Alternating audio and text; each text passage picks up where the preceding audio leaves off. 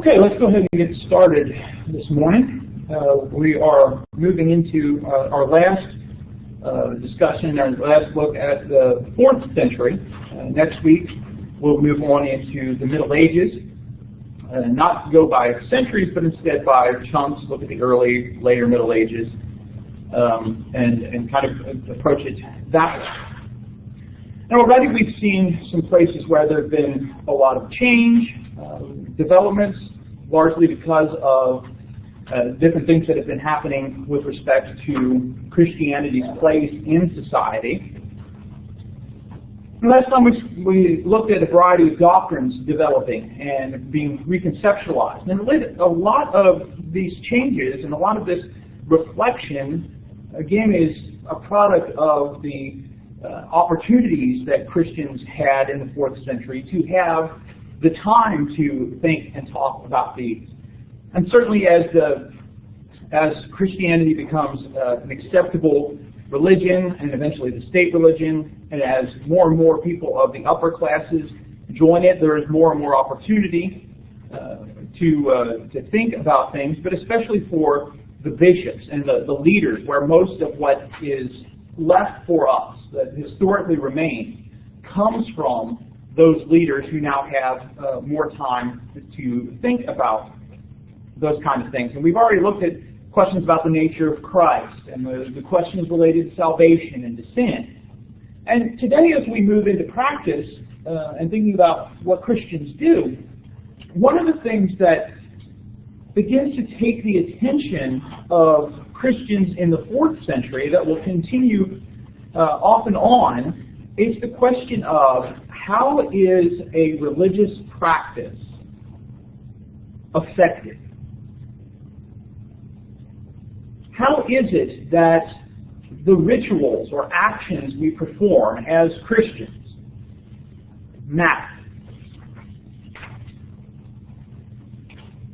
As part of this idea of practice, the introduction of the term sacrament becomes a common occurrence in Christian theology.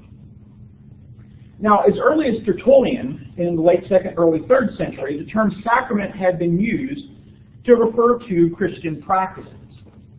Tertullian, writing in Latin, adopts this word sacramentum, which will become very important, especially within Catholicism and Eastern Orthodoxy. But essentially, the idea behind sacrament refers to a practice, especially by the 4th century, refers to a practice through which God extends grace to human beings. Right? So there's a lot of things that you could do as a Christian, but there are some things by which God extends His grace. So we could certainly think of baptism, right? Baptism being that moment where God extends His grace and the forgiveness of sins. But other graces were believed to abound in things like taking of the Eucharist, right? The taking of communion. There is a grace that God extends to human beings. In marriage, eventually. The anointing of the sick, especially those who are about to die with oil, largely drawn from the discussion in James chapter 5, is thought to be another one of those moments where God extends grace to somebody. But what is it that makes a practice effective? And specifically what we're thinking about in the 4th century involves a lot of components. Now, in thinking about Christian practices, what all is involved in a Christian practice?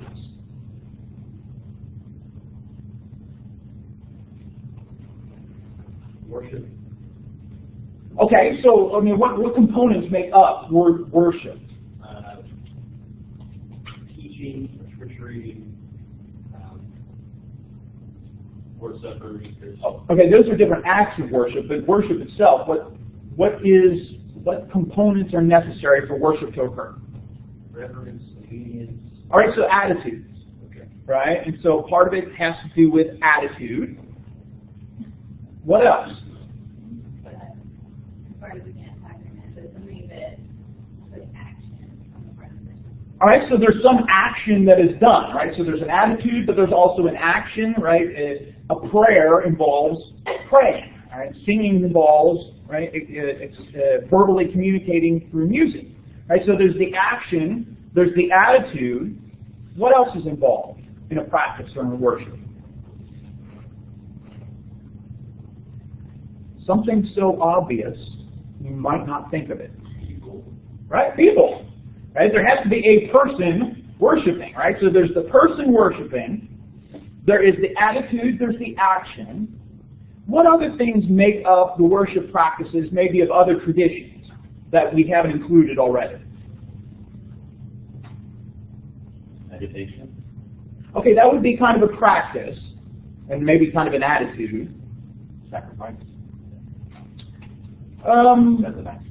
That would kind of qualify as an action, but I think we're kind of getting closer to it. Like there's a different ritual to it, there's a level of expectation. Okay, so often the action can be kind of formalized. There can be a procedural aspect to that. But let's think of a Catholic in prayer. All right, and so we've talked about attitude, action, the person. What else might be involved in Catholic prayer? I would just walk down to the rosary.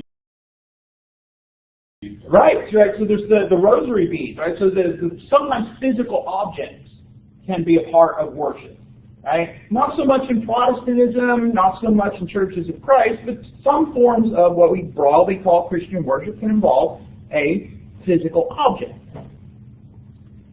Now, so far, a lot of what we've been talking about is individual kind of worship. But what other component might be present in a collective worship?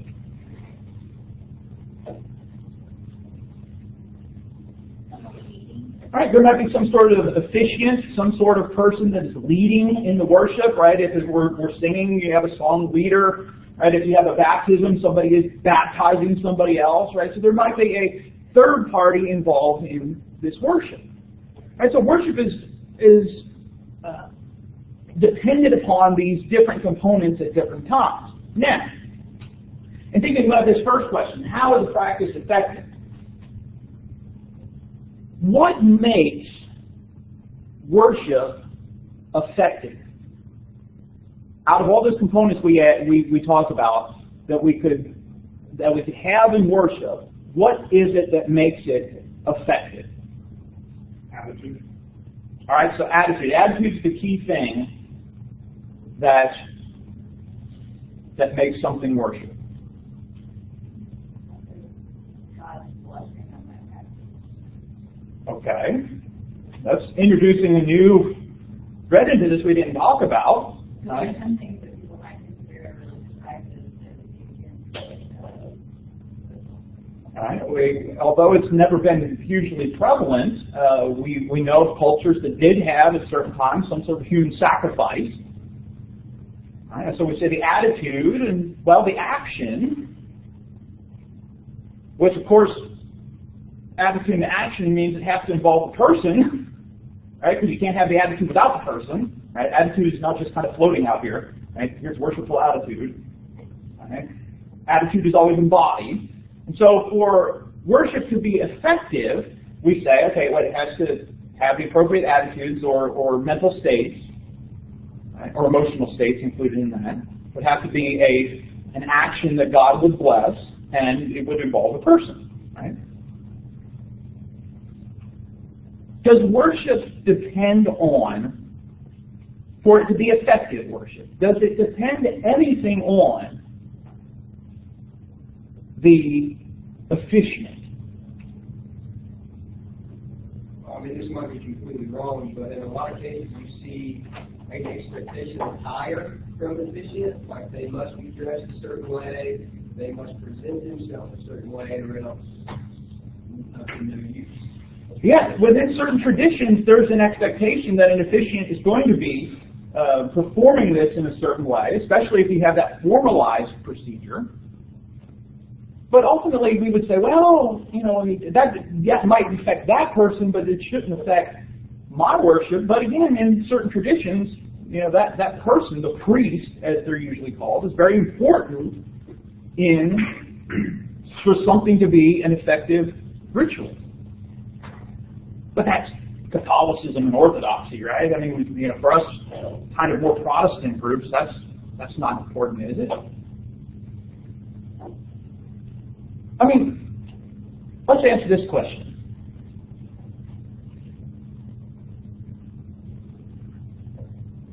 Let's say,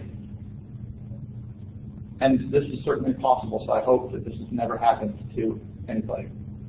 Let's say that you find out that the person who baptized you was a child abuser and had been a hypocrite their entire life.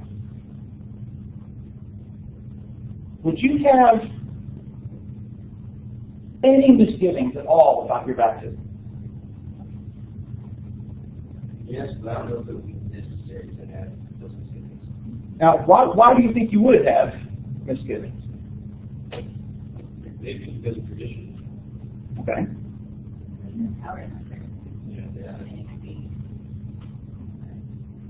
No, I mean, I would agree theologically that I would say, but that's one thing to say if it hasn't happened to you. But I mean, if somebody you trusted.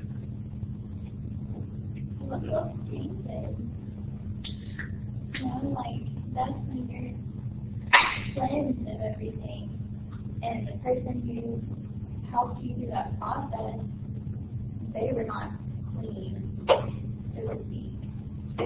Yeah, and so it's one thing to say step back and kind of theologically look at it very offhandedly, but I would expect that if that actually happened to you, that you might feel that, even though it may be unwarranted, we still might feel something like that. I mean, that sense of betrayal that we feel sometimes when we find out somebody isn't who they, kind of who we thought they were, or who they pretended to be, or we hear of, a close family, like we really looked up to this family, my parents did all sorts of things, and then they kind of divorced. And yes, it doesn't specifically affect me, but there's something, we were really close to them, and how do you understand that? And, so things like that can have an effect as well. And this is one of the major questions that came up during the 4th century with respect to practice. And that's the issue of the Donatist controversy.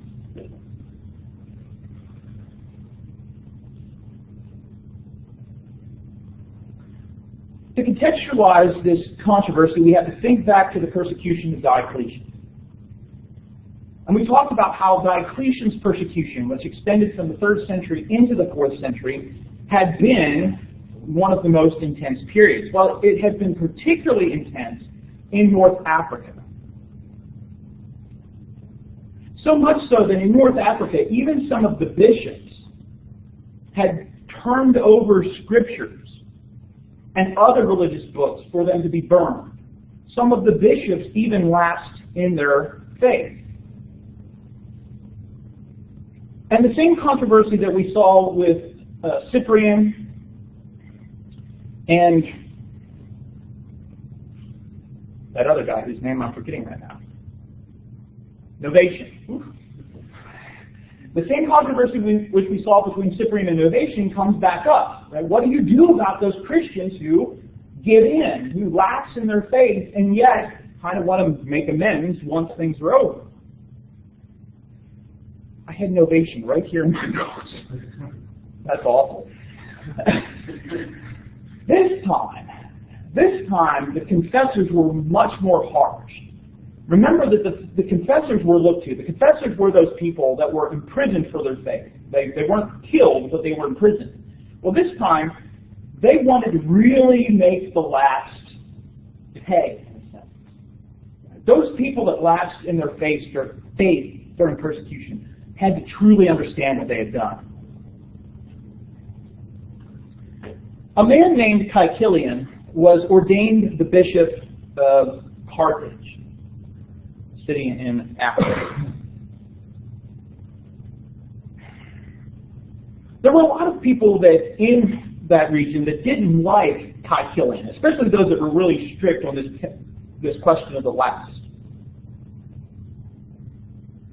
And ultimately, they say one of those people, one of the bishops that had consecrated Kai Killian, appointed, ordained Kai Killian as a deacon, back when Kai Killian was a deacon, and he moved his way up.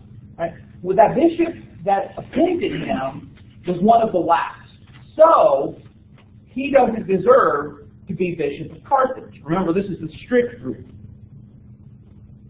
Now, there's also an issue of politics involved, because it appears right now that the bishopric of Carthage, becoming bishop of Carthage, was elected instead of being an appointment. And some of those that opposed Kai Killian appear to have really wanted the position for themselves. And so that's kind of the reason they're bringing this up. And so these strict people decide, we're going to elect a different bishop, a man named Donatus. So there's a bishop already in Carthage, Kai Killian. And they say, we're going to elect a new bishop. He's going to be our guy, Donatus.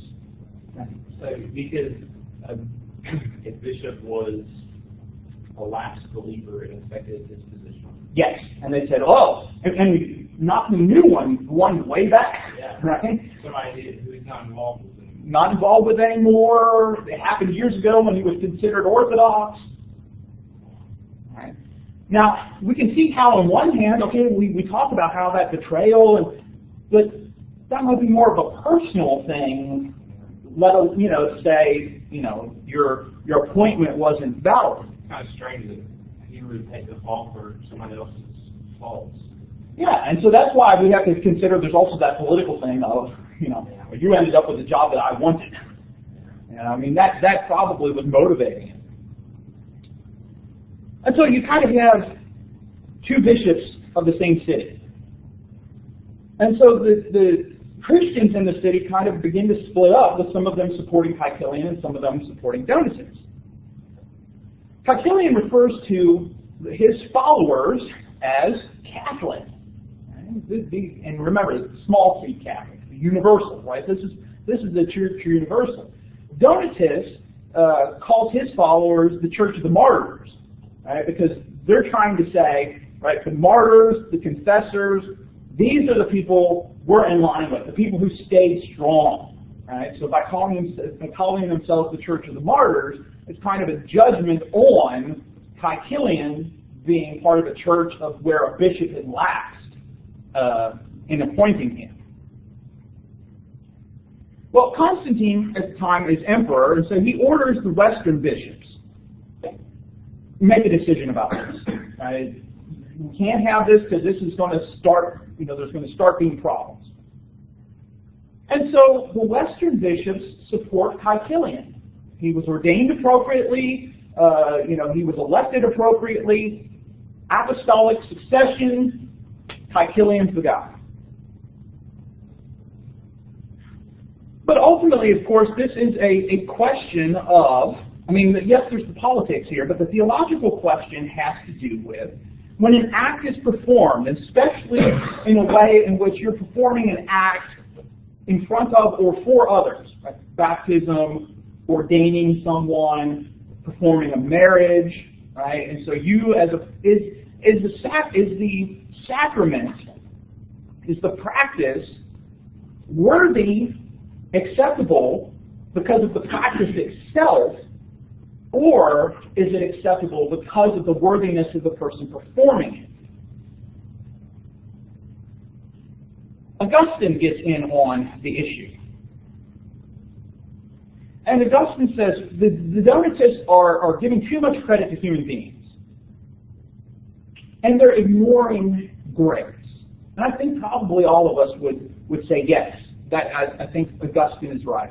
Right? And so that even if we took a very high sacramental view about what happens in worship, we would still say God's grace is going to cover the person receiving the baptism, receiving the Eucharist, being married, no matter what that person who's doing it, what their true spiritual condition is.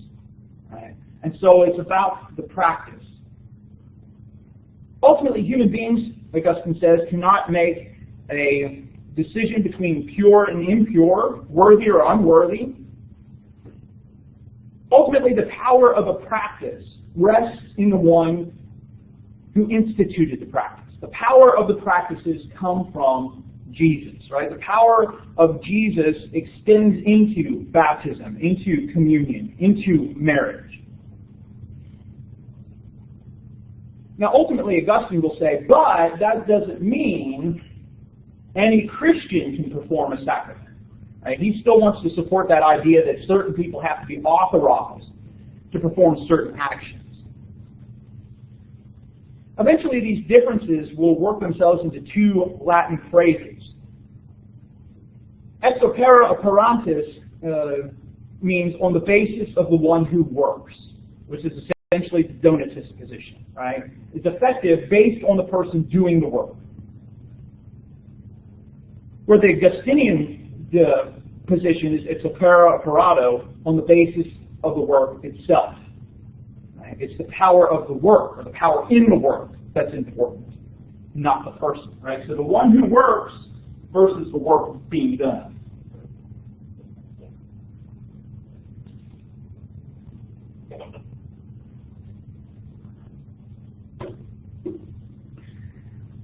So we talked here about 21st century, what we think in 21st century. Put yourself in 4th century Carthage. Which side do you think you really would have been on?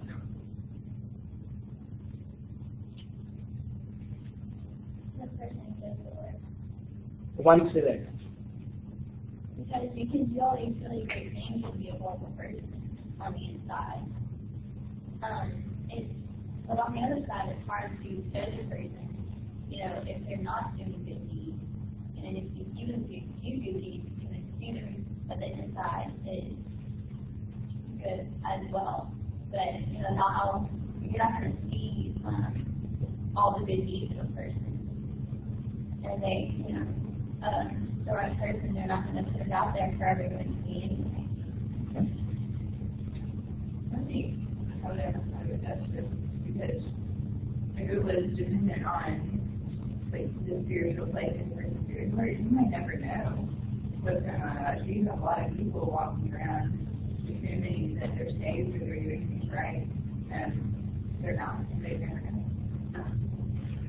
With the celebration of it, I mean, they kind of got to the point already where they're like celebrating the titles that they can claim. So, I mean, obviously, if I was back in the day in Carthage, in a way I was probably feeling is just like the culture around me is. These guys seem to matter a lot by their titles that they have. Bishop of Carthage, Bishop of Rome, Bishop of Smyrna, whatever it is. So I would feel kind of betrayed if they were not as good as what they seem. If they're claiming some big prize whenever they say, I'm Bishop of whatever it is. So, I mean, I think that I would think that the people doing that would need to be in a right relationship with God. I think you bring up a good point, Jacob. You know, especially because, you know, with thinking about the titles and the power of hierarchy and authority. You know, we live in a culture where, yes, there's a lot of credence and honor often given to ministers. But there's not, unless you're Catholic, there's not the same kind of authority that rests within a Protestant minister. But if you live in a culture that is heavily convinced of the idea of apostolic succession, right, you've got to be able to trace your heritage as a bishop back to the apostles, or are connected with a church that does. And so who ordained you is pretty important because it's part of an unbroken chain. But if that chain's broken by a lapse in faith,